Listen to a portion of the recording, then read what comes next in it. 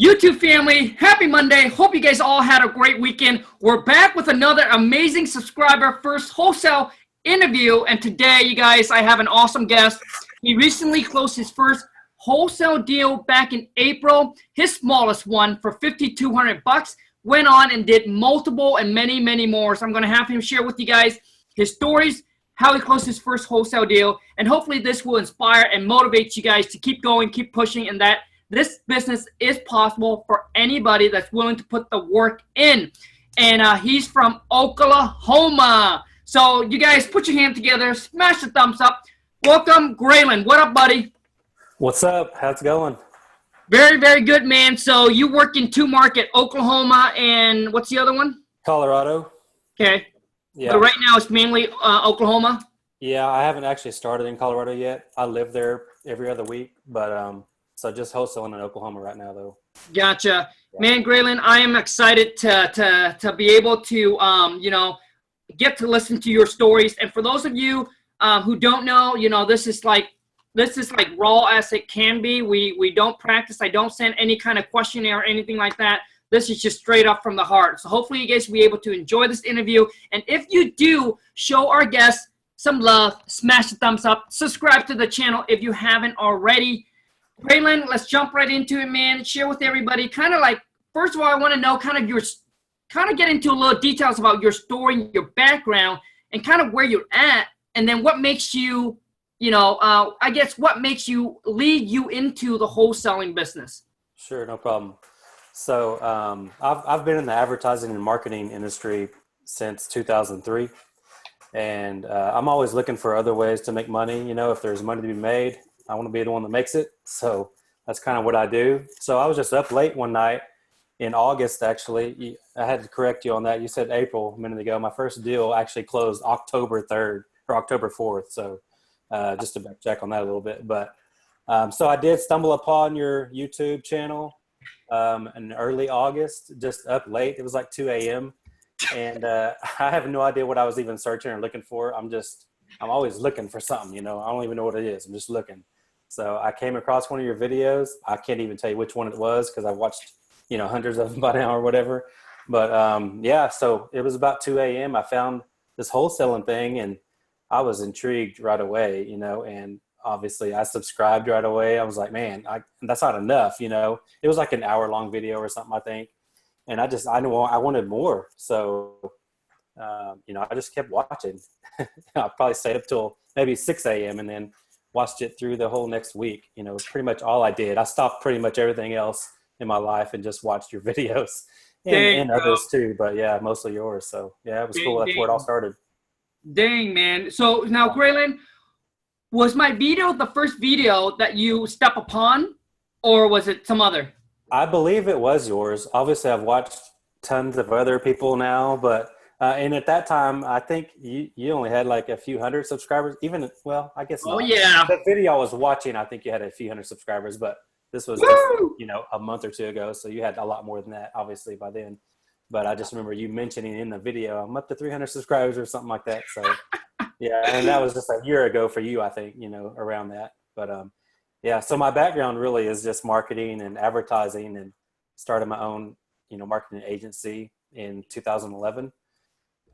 So when I stumbled across your video about wholesaling, I was like, man, this is just, it seems like it's just sales and marketing. That's all this is. And that's what I do best. So that's why I'm like, I got to do it, Awesome, man. So, so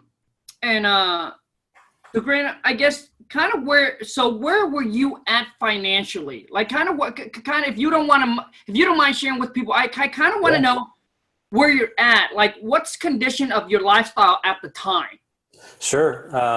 Obviously I'm doing pretty good. I mean, I literally do live in 2 states, so I have 2 households that I have to maintain and 2 of everything, pretty much. So I'm doing good. The marketing agency has been great, but I'm just kind of I was getting burned out on it, because I've been doing that for 15 years or so. Of course, on my own over 7 years now. So I was just looking for something that I could do different, maybe make more money even, but still use my sales and marketing skills to get to the next step of whatever I was going to do. So that's why wholesaling was, I mean, it's like perfect. I mean, God put that right in my lap. It's like exactly what I needed, so, and I still have the marketing agency and it kind of runs itself, for the most part, but yeah, I mean, it's doing good. My best month ever was probably 50 grand in this whole 7 years, in revenue. That wasn't all profit, but probably, 30 to 35 in profit. It's probably my best month. But yeah, first month in wholesaling, killing that. So there's no stopping me now. I'm just getting started, and I fully intend of doing a whole lot better. So Awesome, man. So Graylan, so the time that you discover wholesaling to the time that you closed your first deal, how long did it took you? So from the minute I discovered it to when I closed the first one, well, when I did the first contract, was about 30 days or so. So basically, after I watched your videos for a week or so, my company does websites, so I had a website created, logos done, all that. I wasn't necessarily doing that first. I also bought a list in the meantime. I went ahead and bought bandit signs. I only did 100 of them. But the list I immediately mailed, with the mail house that I use, it took like a couple of weeks before that even got out there. So by the time those hit the mailbox, it was probably like mid-September when those actually hit the mailboxes. So yeah, I had 2 deals. I think I locked up just in that last week of September. I think around maybe the 20th or somewhere in there. I was actually in Vegas whenever I got those calls. I'm like, hey, I got to take these calls. These are, motivated sellers potentially. Yeah. So yeah, I took the calls, when I got back to the hotel room, when we had a little break in between shows or whatever we were doing, just me and my wife there. So I got 2 of them locked up right then. You guys, talking about massive action taker, Graylan here is a great example. Within 30 days, he got, obviously he's in the marketing, so it does help. But man, he took massive actions and dived right into it. And within 30 days, you made what, 70K? Yeah, about that. That's about what closed in October. So, through September to mid-October is when I got about 8 deals done and buyers, signed. So yeah, about 70 closed in October. Bro, dude, I want to say congrats, man. And that's to me is extraordinary results, dude, because that's absolutely amazing, man. Thank you. So, thank you for real, because if it wasn't for your channel, I probably would have never even found this, So hey, you know what, man? It's been good. You made it happen. You made it happen, man. You did it. Credit all to you, bro. So, Graylan, let's get into let's share with everybody your first wholesale deal. Obviously where the deal come from, meeting the sellers, and leading it all the way to closing. All right, yeah. So that deal, it was just a generic absentee owner list, which I've found better ways to do lists now, but that's what that list was, just a flat absentee owner. And I think there was only maybe 400 on the list that I mailed. So I mailed letters, and I used the mail house, like I said, and I used like the yellow letters with just a basic generic format, we want to buy your house type of thing. So, I mean, it generated some calls first week or so, it was just getting calls, but a lot of them were, people saying, hey, why are you calling me? Or why did I get this letter? Take me off your list or whatever, which is cool. I was fine.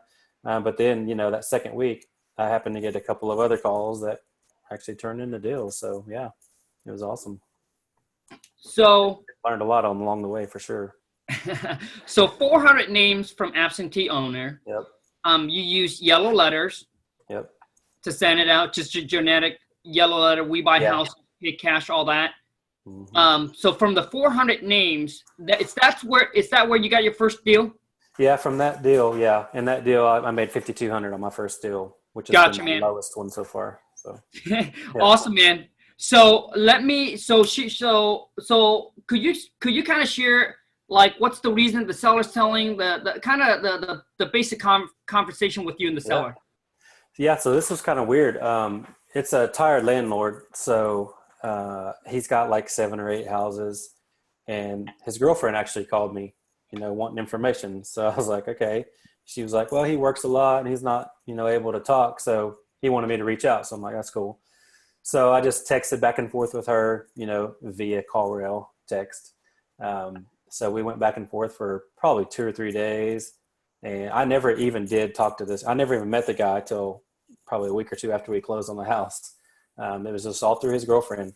So just negotiating back and forth on one in particular they were ready to get rid of. And it was a great house. It was a brick house in Midwest City, which is just a suburb of Oklahoma City. And so just a 3-bedroom brick house. And it was previously like a Section 8 type of rental. So they were getting good rent on it. But I listed it high. I only had 18 buyers on my list at that time. I just met them through like the local RIA or whatever. So my first deal was closed and I had 18 people to blast it out to. That was it.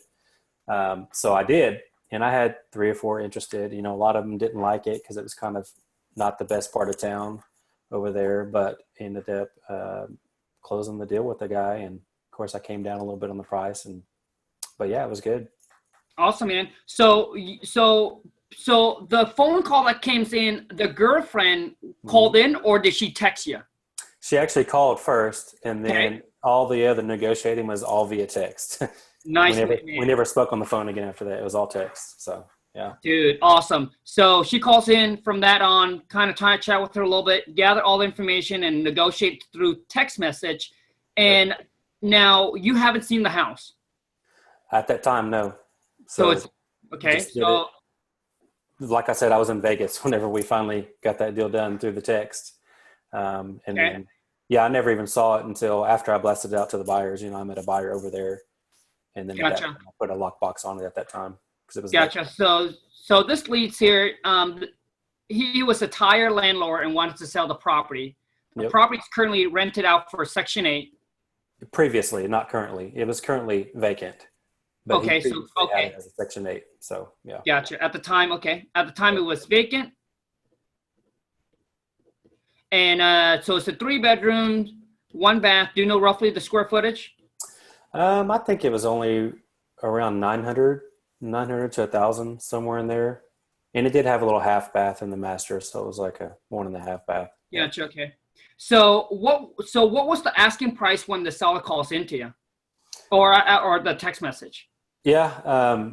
Once they started, they said, he's willing. She basically said, he's willing to let it go for, I think he said 42,000 or something like that. So, I think I was like, well, that's a little high with the work that needs to be done, and it needs a new roof and, this and that. So I was like, I need it closer to 30, to make a deal. And, they were like, yeah, we can't do that. And, after a while, she was like, we could probably maybe do 38, and I went back. I was like, well, here's my best that I could actually probably give you is, probably 32. And then, after a couple of days of just going back and forth, I never shot another price out there after that, just kind of talking about, the comps and different things like that in the area. So we finally settled on 33.8 is what I got it locked in for. 33.8. Now, 33.8. Now, Graylan, what did you estimate the ARV is at the time? I think the ARV was like 62 is what I was estimating. Okay. But I found out later that was probably high just because of the area. Gotcha. But there were comps that supported that, but most people disagreed with it, because it wasn't the best part of town. So gotcha. Yeah. So you estimated 62K. Mm-hmm. And what did you use? So what formula did you use to, I guess people would like, well, how do you know? And what do you estimate the rehab? Well, let me ask that. At the time, he already had carpet already in there. It just wasn't installed. So he said he would install that before it was done. And he had a new screen door because the other one was pretty busted up that he was going to install. So after he did that, I was just like, man, it just needs paint and a roof, that's pretty much it, because he's going to do those little minor things. So that was really kind of what I was banking on, was maybe 6,000 to 7,000.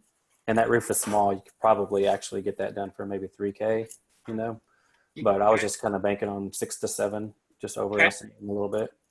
Gotcha. So you're estimating just paint and a new roof. Yep. Based on the conversation you had with the seller. Yep. How did you come up with the rehab cost? Did you just take a guess or what? It's kind of a guess. Yeah.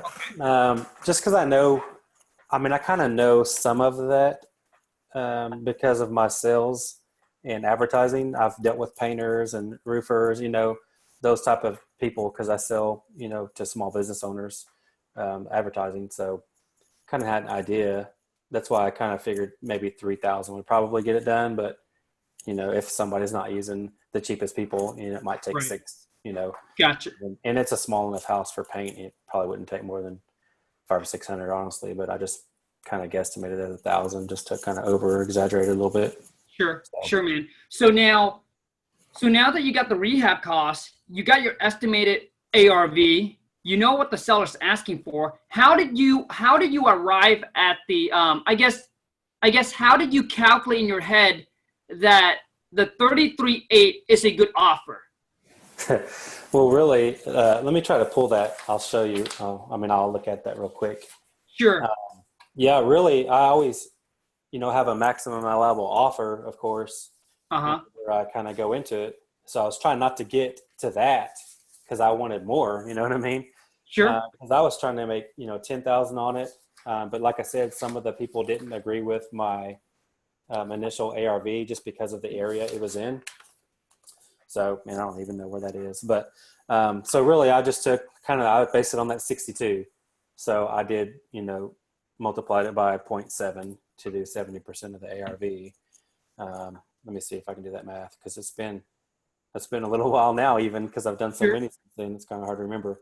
So 62,000 times 0.7, that gives you 43.4, and then minus, 6,000 or so for the, repairs. So 37.4 was kind of like my worst case scenario. I think I shot it out there to buyers. I think I shot it out there at first for like 45. Okay. Just to kind of see where I was at on it. And I did have 3 or 4 buyers look at it. And then I ended up, let's see, 33.8 plus 5,200. So I ended up selling it for 39. But yeah, I think that some of the math is probably off because I was, like I said, that was the first one, and I've done like 15 now. So nice, man. It's all as a jumble now. But nope. Yeah. And the reason why I asked for the numbers, Graylan, because most people don't understand, and this is just a rough number, so I understand that. So you lock it up, so you know what you lock it up for. You lock it up for 33.8, and when you make the offer to the seller, you basically put on there that you want to make 10,000, right? Yeah. Okay. So that was my goal, my minimum. So that's why I put it in like at 12. I think because 33.8 from 45, because I did shoot it out there at 45.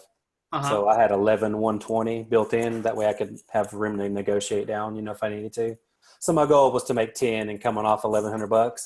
Gotcha. But, like I said, everybody kind of disagreed with the ARV just because of the area. So then, they were all thinking, well, it's probably closer to 55, because nobody wants this part of town. It's if it was two streets over, maybe, but so I was like, okay, well, let's negotiate. Let's make it happen, so. Sure, man. So basically at this time here, when you lock this deal up on the contract, it's all done virtually. You've never seen the seller, never seen the property. Yep. You send them the contract. Everything was all done over the phone. Yep. Done. Yep. I sent them the contract via right signature is what I use. So right signature. Okay. RIGHT. Yep. Right signature. Okay. For those of you guys. It's just like DocuSign. Yep. Cool, man. Yep. That's what we use, DocuSign. Now for Earnest Money, how much did you put down? $10. Okay. For those of you who are worried about Earnest Money, I hope you guys have $10. If you don't, man, that's a problem. I know. Hustle for that $10. It's $10. That $10 turned into $5,200. That's right. So you got the Earnest Money with the seller. Now let's talk about the buyer. So you sent it out to your 18 buyers. Yep. That you found from the local RIA. Yeah, right? It's actually before I even went to the RIA, there was another group for it's called Wholesale Deal Makers or something like that in Oklahoma City that I found on Meetup. So I went to that. That's where I found most of those buyers. And then I found out they had a Facebook group. So I was kind of like reading some of the old Facebook posts because people would put their emails, for houses that they might be interested in. So that's kind of how I came up with the 18 right then. Yeah. Gotcha, man. So you sent it out to the buyer for $45K. How long did it take you to so you said about a couple buyers was interested in it? Yeah, I think I had 4 that actually came and looked at it. Okay, so you got 4 buyers that came and looked at the property, and since the property is vacant, when you set up the showing with the buyer, how do you coordinate that? Well, the very first one, I set a time to meet him, and this was when I was flying back from Vegas. I was like, okay, well, because I started out there when I was there, so I literally had buyers there in a couple of days, So I was like, well, I land at this time, so let me meet you over there at this time. So we met. I bought a lockbox on the way there. Just stopped by Home Depot or Lowe's or something. Met him there. I actually got there a little earlier, so I was able to go ahead and put the lockbox on there and everything, which I didn't even, I didn't even have a key yet. So I think that's what I did. I think I met the seller when I landed from Vegas and got the key from him. And then I had an hour later that the actual buyer was going to meet me there. So that's what I did. Then I went to the house, put the lockbox on, waited there for the buyer to show up. So once I had the lockbox, I just said, hey, it's got a lockbox. If you want to check it out, go ahead. So I only met that one seller there. Cool. They're not the ones that ended up buying it either. So. Gotcha. So you put a lockbox on it, met up with your first buyer. Now, how many buyer did have to walk through the property for you to find that buyers? Just 4 of them. And actually the one that walked through it the second time is the one that ended up buying it. And of course we negotiated, almost all 4 of them actually gave me an offer, but they were low, I'm like, no, that won't work. We'll have to come up at least to, at that point I was trying to get low 40s at least, because I sent that out for 45. Then after about a week and a half, maybe close to 2 weeks, I started thinking, well, I guess I'm not going to get my low 40s at least. So that's when I just went and talked to the other guy that seemed the most interested. I was like, well, can you do it for 40 even, So after going back and forth a little bit, he was like, I could probably do 37 or something like that. We finally landed on 39. So, that's why it was $5,200, assignment fee. So sure. 39 was good. Yeah. Gotcha, man. He had actually never dealt with a wholesaler, but he kind of knew how it worked. So he was cool with the $5,200 fee and all that. It wasn't an issue when it was on the, assignment agreement. So gotcha. So basically you came back, negotiated on the second buyers, and had to lower your price because you weren't getting bites on the price that you sent out. Yeah. And it was my first one. So I was kind of like, I was scared, I'm like, okay, I've already had this for almost 2 weeks now, I got to get this sold. And I think I had it locked up for like 40 days or something like that, but I didn't want to take that time. You know what I mean? I wanted to get it done right then. So, cause I think I probably could have maybe got 7 or 8 out of it, if I was more patient, but I didn't care. I just want to get it done, so got it done. Absolutely, man. Good. So now the buyers, how much do you had him put down a deposit? I think I did 5%. So 3,900 or 1,000, times 5%. So it was 1,950. Yeah. And I just said, just drop this off at my title company. I gave him the address, and so he did. Gotcha. So you gave him the address. He went there and dropped off a cashier checks to the title company. Yep. And then how long did it took you to close with this buyer? Was it? That's been my lowest assignment fee, but it's also been my fastest deal that went through too, because it was closed. Because I think I locked that up. It was the end of September, like around the 20th or 20th to 25th. I don't remember, somewhere in there, but it was closed on October 3rd, and I got the check on October 4th. But so I think it actually took about 8 days from the time he signed, if I remember right, from the time he signed and then the time it actually closed. Nice, man. That was pretty cool. Yeah. 8-day closing for $5,200, bro. Yeah. Not bad, huh? Not bad. Yeah, and the list was cheap, and for 400 of those, it might have cost me with the list and everything maybe $400. So pretty good exchange. 400 for 5,200. Not bad at all, bro. 400 for $5,200. I ain't gonna complain. Right. So now, Graylan, for those of you guys who are like new into this, if you guys have any questions, drop it in the comment, and hopefully Graylan and I can, jump on. If it's in this video, we'll jump on. We'll try to answer any question you guys have. Now let's now right up to now.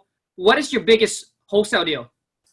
So my biggest one, I'm kind of disappointed actually, because my biggest one is only 15,000, which is good. I'm not complaining about it, but I was fully expecting to do 20 to 25s by now, because I'm in my second month, so I should be doing big dollars now. But I'm cool with it. It's still fine because I'm very consistent in the marketing that I send out, and everything that I'm doing. I'm not going to stop. I'm just going to increase it and do better and better and more. I actually just hired my first VA today. I actually had a different one that was supposed to start 2 weeks ago, but that just didn't work out. She wouldn't show up. She had excuses. She's from the Philippines, but she was super nice. I actually liked her better. But, when you're not reliable, that's not going to work. So I had one start today, a different lady from the Philippines. And, so that's going to be good. She's going to be just answering calls and making cold calls when calls aren't coming in. So nice, man. About that. Yeah. So the thing is, Graylan has, obviously you have a business background. Mm-hmm. So you kind of kept things moving. It seems like everything, it's just going. Yeah. You know what I mean? Yeah. You got to do a bunch of things all at once. I mean, that's the thing. You can't just wait till you do this or wait till your website's built. You just got to go do it. Yeah. You can't wait on all these other things. They'll get done when they get done. No big deal. So. Awesome, man. So now how are you with the wholesaling and your marketing? Are you putting 50% or where are you at? I honestly do mostly just the wholesaling business because, like I said, the marketing business, for the most part, kind of runs itself at this point, because I have people in place that do that, so really I'm pretty much focused on wholesaling, and I'm already I'm going to start holding probably one property per month starting either this month or December, maybe, just to start building my rental portfolio up. I don't ever have plans of renovating and rehabbing like a full flip type of deal at all. It might happen, but I don't really foresee myself doing that. I like the fast money in wholesaling, and I want that long-term wealth in rentals, so that's kind of my strategy. Graylan, dude, I'm on the same page with you, bro. Don't get into the whole rehab thinking it's so sexy. Yeah. If I go and I take an ugly house and turn it into a beautiful house. Dude, I have turned many ugly houses into a beautiful house. Also, too, is I have turned my life into a mess while I was doing that. Right. That's what I could imagine. I don't want no part of that. If it's like a quick and easy, flip that takes a week, just this little minor things, that's cool. That's right, man. Stack the cash and dump it all into rental, dude. Heck yeah. Yeah. So, Graylan, for those that are, so I guess what I would like you to do is any tips or advice you would give for someone that is just starting out, or maybe they just discover wholesaling and kind of don't know what to do, where to start, how to close my first wholesale deal. Yeah. I mean, what I would say is really all you need is some type of list of any kind that you can market to, whether that's you drove for dollars to get that list, and you're calling them, you found the phone numbers yourself and you're calling them, or you have a few $100s, you can actually buy a list, and you can even handwrite the letters if you bought the list, if you can't afford to mail them yourself, because you can do that a lot cheaper. A stamp is 50 cents, an envelope maybe 5 cents, so you can do that for 50, 60 cents. But yeah, I would just say at least do something, even if it's a real small list, because I've had several lists that I've done that just have 200 on it or 150 on it. But you just got to do them all the time, I mean, I'm mailing them at least every other week, minimum. So, and every time you mail them, you can tell when they hit the mailboxes, because you got calls coming in. Yep. It's just like clockwork. You mail it, 3 days later, calls come in. Period. Then how good are you on the phone? Can you close them? That's the bottom line. If you can close them, man, this is unlimited possibilities with this business. I'm actually meeting a guy tomorrow. He'll be my first acquisitions manager. That's hopefully going to start with me. He's already really good at outside sales and that kind of thing. Of course, I meet a bunch of different people through the whole marketing thing. So I hope he's going to work out. And I'm just teaching them just the acquisitions part of it, obviously, so I don't create competition for myself. But at the same time, if he wants to branch off on his own one day, that's cool too. I'll help him out, because Sure. in the meantime, he helped me out, by working with me. So yeah, so I'm excited. I've got 4 other deals that should close before Thanksgiving, which I think that's like $40,000 worth or so before Thanksgiving for sure. So yeah, man. I mean, my goal in 2019 is definitely to do a minimum of 100 grand a month, period. And I'm going Six to make that. figure. Yep, for sure. I And like the goal, dude. because I'm really not even mailing that much yet. That's why I'm like, man, I'm not even doing a ton. If I Mhm. just step that up, I could easily double what I'm doing. I just got to be ready for that. Right. That's why I needed the VA to start now so that you can get familiar with it and just get everything in place. So when those calls do come in, I can handle it all, because it's already kind of overwhelming by myself doing as much as I'm doing. Cause I've done, close to 15 deals already in 2 Mhm. months. And that's like, it's a lot. I mean, it's work, but if you Right. want to work, you make a lot of money. This is it. Yep. Yeah. Awesome, man. So now, Graylan, you mentioned about talking and communicating with seller. Mm-hmm. And be honest, to you, how important is that? That's definitely the most important thing by far, because anybody and their dog can get a list and mail it or do all these different things. Anybody can do that. It all comes down, I know you preach that a lot too, talking to sellers, and it's true.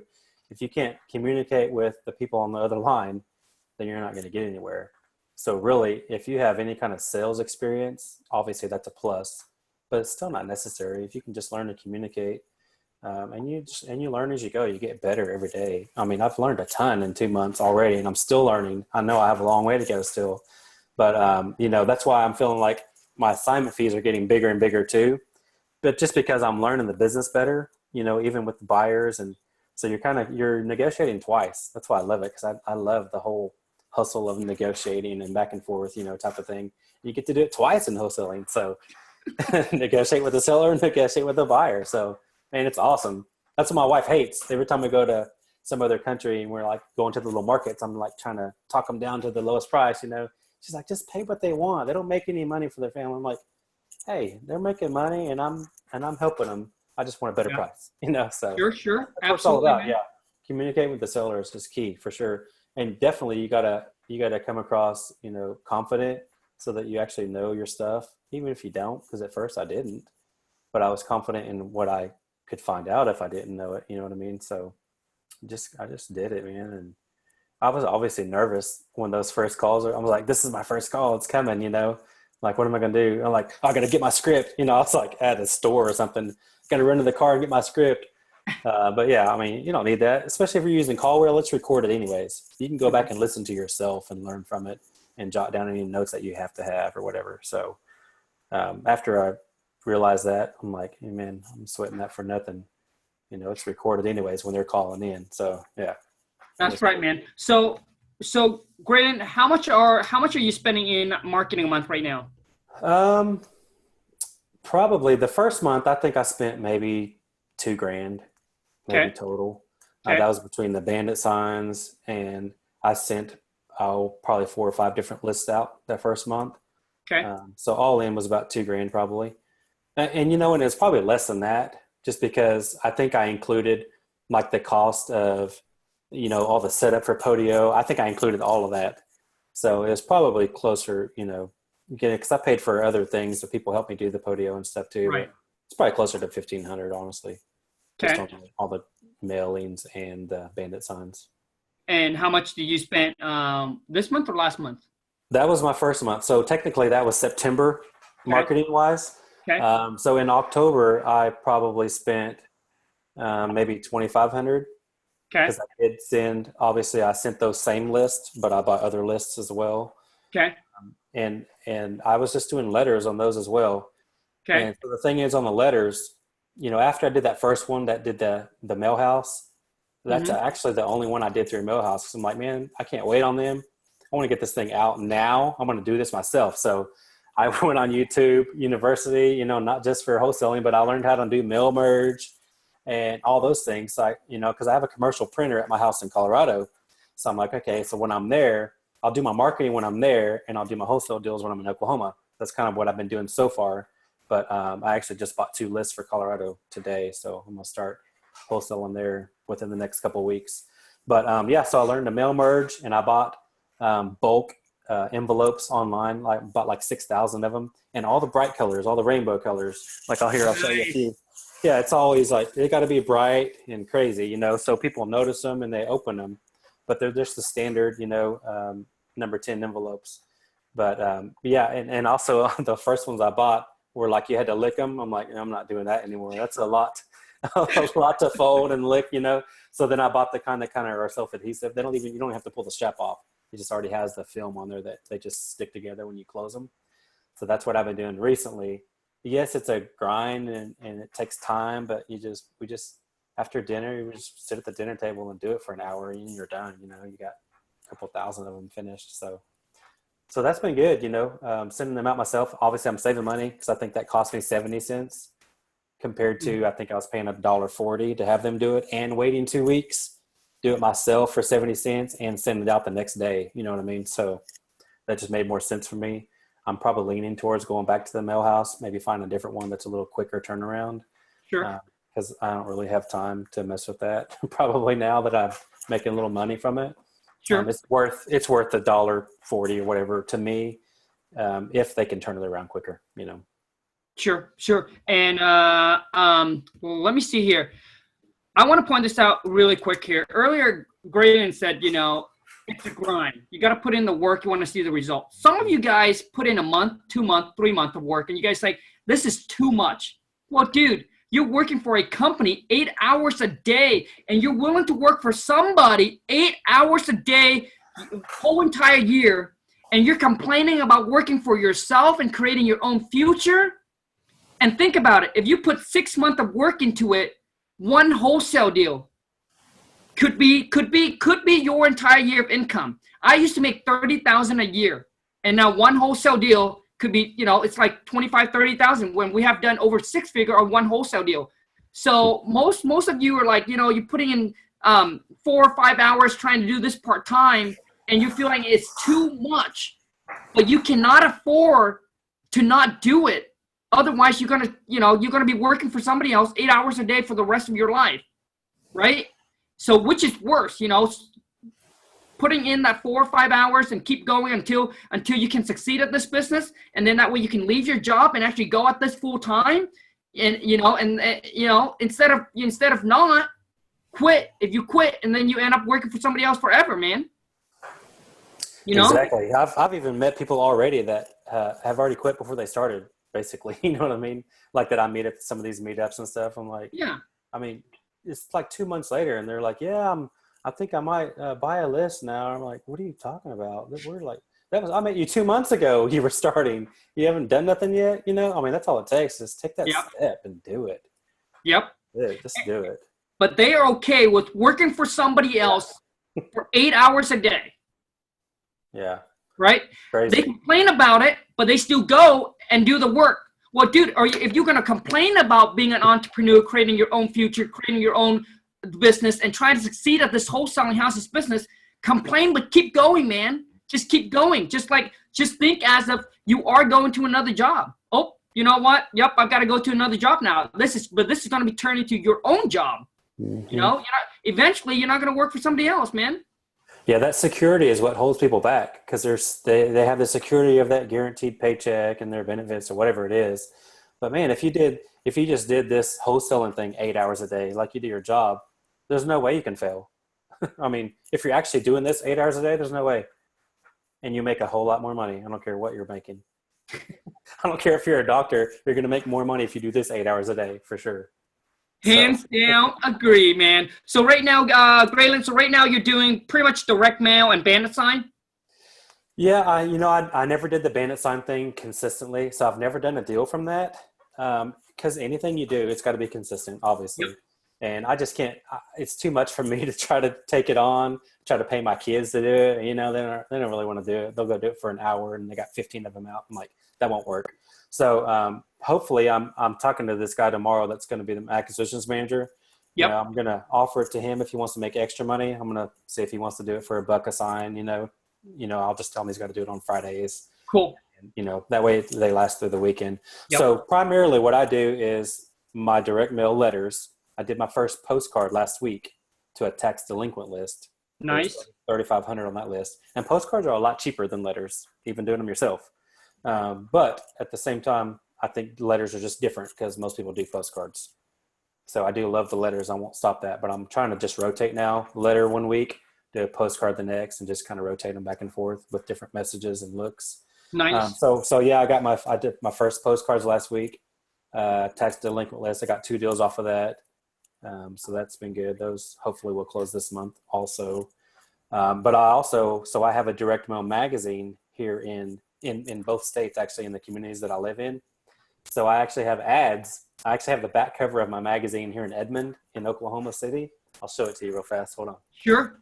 Okay. Also, too, is Graylan, what mailing company are you using right now? So I actually, that mail house that I use, I think was Yellow Letter HQ, maybe. Okay. They're Dude, the ones that took like the 2-week turnaround. I'm like, man. Sure, man. So, hey, Graylan, the reason why I asked, dude, is I am going to share with you right now, bro. Thanks for coming onto the channel, dude. I'm going to share with you right now which one we're using, and hopefully this will be better than what you're using. Yeah. Here's that ad I have, the back cover of the magazine. Bro. And I got 2 deals from this, honestly. So I made $25,000 my first ad with this. And dude, of course, it's free for me because it's my magazine. So, but that's in 30,000 mailboxes here in my community. So. Nice, dude. Nice. Yeah. So, I just shoot that company over in a text message for you now. Graylan, do you do any PPC? I don't. I do SEO. Because my marketing company does SEO. So I'm not ranked high yet, but I am. Okay. From 0 to already like the second page on some words. I'm thinking about the pay-per-click though. I don't know. Thinking about it. Yeah, I have guys that can do it because I have 2 full-time web developers. They know how to do it, but I don't know. I know you got to spend a lot more money doing that. Yeah. So yeah, I mean, we do get deals from the PPC, obviously SEO. We do get deals from it. So yeah, I thought that you're a marketer. I thought that you would be heavy on that. So I'm really thinking about it. I've always believed in SEO more than pay-per-click because SEO is more sustainable. It just takes you longer to get there. And pay-per-click, if you're not paying for it, you're not there. So that's kind of always been my mindset. For my company, even we pitch SEO instead of pay-per-click, just because it's long-term, as opposed to you're there when you pay.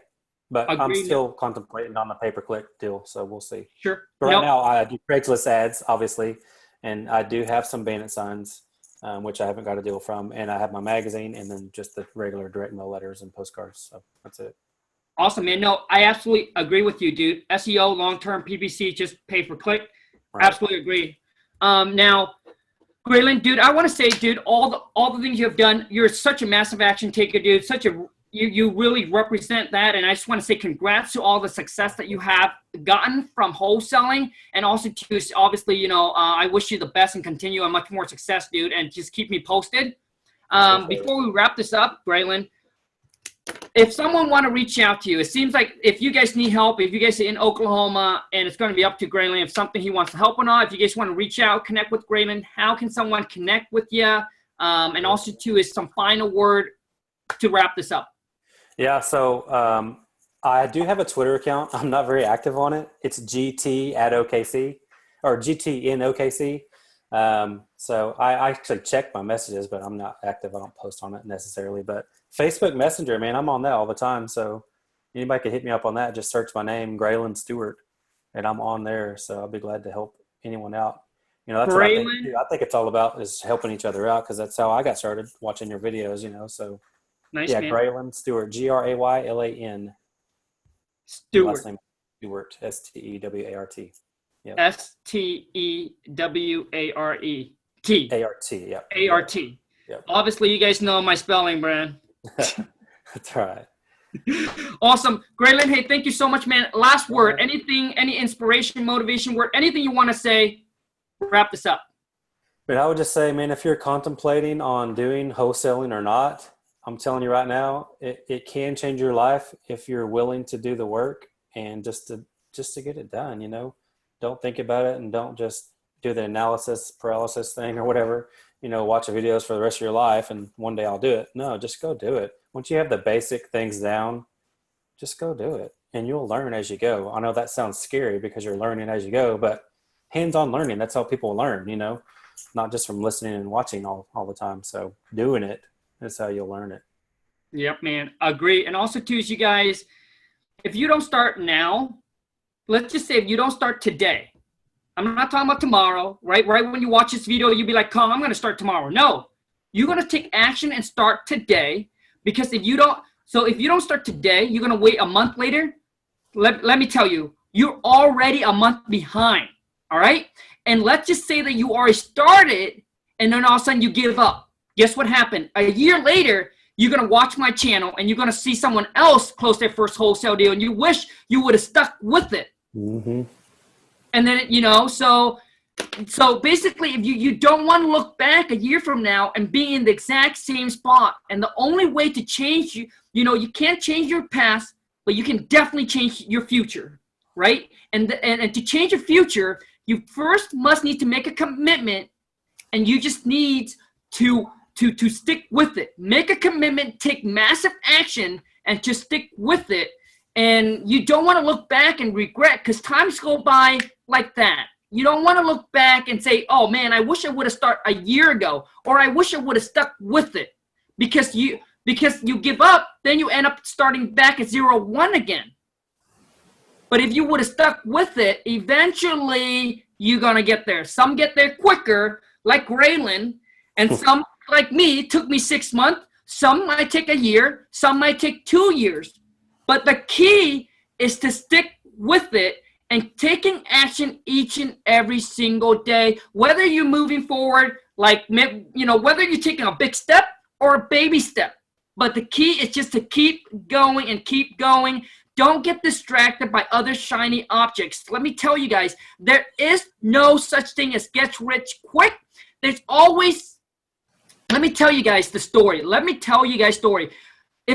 Graylan didn't tell you guys that he was in marketing, it's hard to believe that, to me anyway, if he didn't tell you he's in marketing and has his kind of self-employed and have the salesmanship skill, it's really hard for me to believe that somebody can start out and within 60 days or 30 days can make 70K. It's really hard for me to believe that, because you guys got to understand that when you see that kind of result and you compare to yourself, you be like, man, I've been doing this for 3 months and I haven't seen anything. Well, first of all, do you have any marketing skill? Do you do you have any sales experience? Do you have you been saving money to have that foundation so you can spend money on marketing? So when you start out with nothing, with zero, no experience, no marketing, you don't have any money, you don't have any connections, it's gonna take you time. You don't have any salesmanship skills.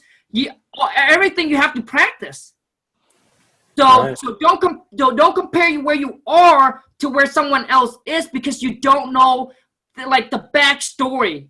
When I watch people and I see the way that they get results, I say that's incredible. And then when you watch more and you dive into it, right? When you dive into it, you will understand that they got that results because of their background. Like what I mean by background is the thing behind it that really helps them to get to get that. Now let me share with you guys one more thing. When my wife and I got into real estate and we got into fix and flip, dude, we have spent 10 years before that working at a job full time, had a little small business in the mall selling hair extension, and we have saved up every single dollar. So when we got into fix and flip, we already had the foundation. We already had the money. So when we went and made connection with the bank, and I'm just being real with you guys, we didn't start $0. We didn't start $0 and all of a sudden, boom. No.